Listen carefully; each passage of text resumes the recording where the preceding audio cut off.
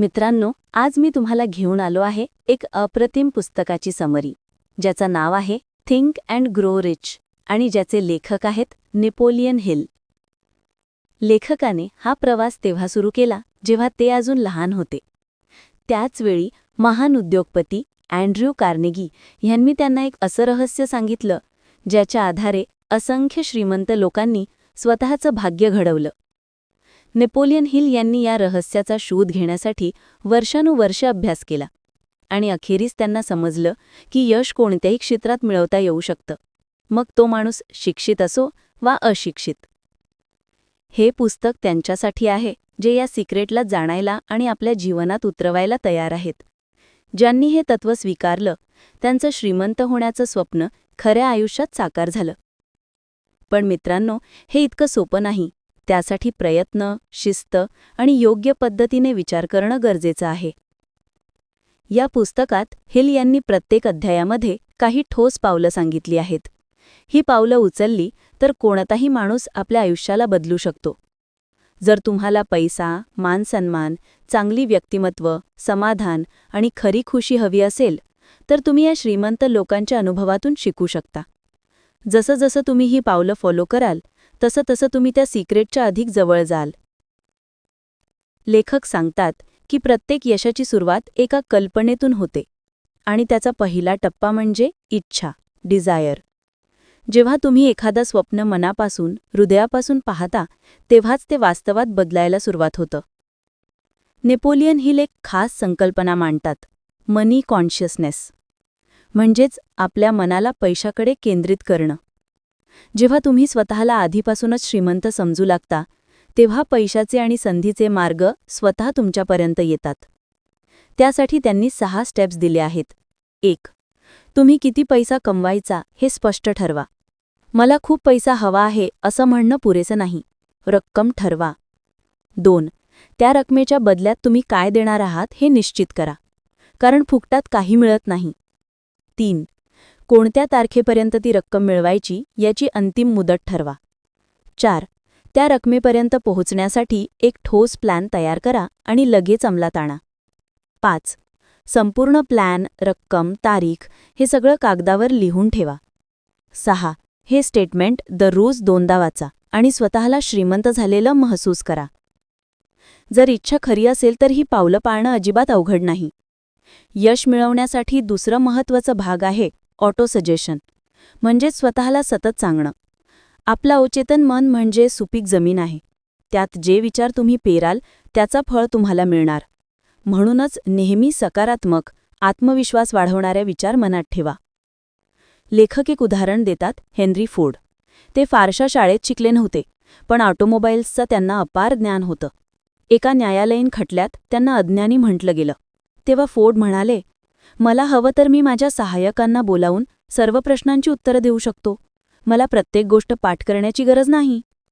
हे ऐकून सगळेच थक्क झाले, कारण फोर्डला माहीत होतं की त्याचा उद्देश काय आहे आणि ते त्यासाठी सज्ज होते. इथून शिकायला मिळतं की सामान्य शिक्षणावरच आयुष्य थांबत नाही. खरं यश मिळवण्यासाठी विशेष कौशल्य, सतत शिकण्याची तयारी आणि योग्य वृत्ती आवश्यक आहे. त्याचप्रमाणे कल्पनाशक्ती, इमॅजिनेशन देखील यशाचा पाया आहे. आज आपण पाहतो ते सगळं, मोबाईल, इंटरनेट, सोशल मीडिया, सगळं एखाद्या छोट्याशा कल्पनेतूनच सुरू झालं. ज्यांनी कोका-कोला तयार केलं, त्यांनी आपली कमाई एका छोट्याशा कागदावरच्या फॉर्म्युल्यावर खर्च केली. पण खरी ताकद त्या कागदात नव्हती, ती होती त्याच्या कल्पनाशक्तीत. मित्रांनो, आपलं जीवन आपल्या विचारांवर अवलंबून आहे. गरीब विचार कराल तर गरिबी आकर्षित कराल. श्रीमंती विचार कराल तर संपन्नता आकर्षित कराल. शेवटी लक्षात ठेवा, आपण जे विचार करतो तसंच आपण बनतो. आपण आधीच जाणलं की यशाची सुरुवात होते एका प्रखर इच्छेपासून, डिझायर. पण फक्त इच्छा पुरेशी नाही, तिच्यावर विश्वास, सातत्य, योजना आणि योग्य कृतीही लागते. चला, आता उरलेली तत्त्व पाहूया. 6. ऑर्गनाइज्ड प्लॅनिंग, सुव्यवस्थित योजना. केवळ स्वप्न बघून काही होत नाही. स्वप्नाला वास्तवात उतरवण्यासाठी योजना आवश्यक आहे. तुमचं लक्ष गाठण्यासाठी ठोस प्लॅन तयार करा आणि त्यावर तात्काळ काम सुरू करा. लक्षात ठेवा, यश नेहमी तयारी केलेल्यांकडेच जातं. 7. डिसिजन, निर्णय क्षमता. अनेक लोक अपयशी का होतात माहितीये का? कारण ते निर्णय घेण्यात वेळ घालवतात. यशस्वी लोक पटकन ठाम निर्णय घेतात आणि त्याला चिकटून राहतात. आज तुम्ही ठरवलेला निर्णय तुमचं आयुष्य बदलू शकतो. 8. पर्सिस्टन्स, सातत्य. यशाची किल्ली म्हणजे हार न मानणं. जगात अनेक हुशार पण अपयशी लोक आहेत कारण त्यांनी मध्येच प्रयत्न सोडले. सातत्य ठेवणारा माणूस कितीही अडचणी आल्या तरी पुढे सरकत राहतो आणि शेवटी यशस्वी होतो. 9. मास्टरमाइंड, गटशक्ती. एकटा माणूस फार लांब जाऊ शकत नाही, पण जेव्हा तुमच्यासोबत समान ध्येय असणारे लोक असतात तेव्हा ऊर्जा अनेक पटींनी वाढते. हीच आहे मास्टरमाइंड ग्रुप, म्हणजे योग्य लोकांची सोबत जी तुम्हाला पुढे ढकलते. 10.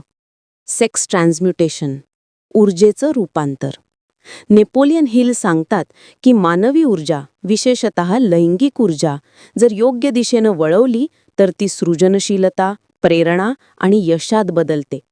मोठे कलाकार, शोधकर्ते आणि उद्योजक याच ऊर्जेचं रूपांतर करून इतिहास घडवतात. 11. सबकॉन्शियस माइंड, अवचेतन मन. आपलं अवचेतन मन म्हणजे एक पूल आहे, विचार आणि वास्तव यांना जोडणारा. तुम्ही जे विचार सतत मनात ठेवता ते तुमच्या अवचेतनात साठतात आणि वास्तव घडवतात. म्हणून नेहमी स्वतःशी सकारात्मक बोला. 12. द ब्रेन, मेंद. आपला मेंदू म्हणजे एक प्रसारण आणि ग्रहण यंत्र आहे. तो विश्वाकडे संदेश पाठवतो आणि विश्वाकडून प्रेरणा घेतो. जसे रेडिओ लहरी असतात तसेच तुमचे विचारही लहरी बनून बाहेर जातात. सकारात्मक विचार जास्त पाठवलात तर सकारात्मक गोष्टी तुमच्याकडे परत येतील. 13.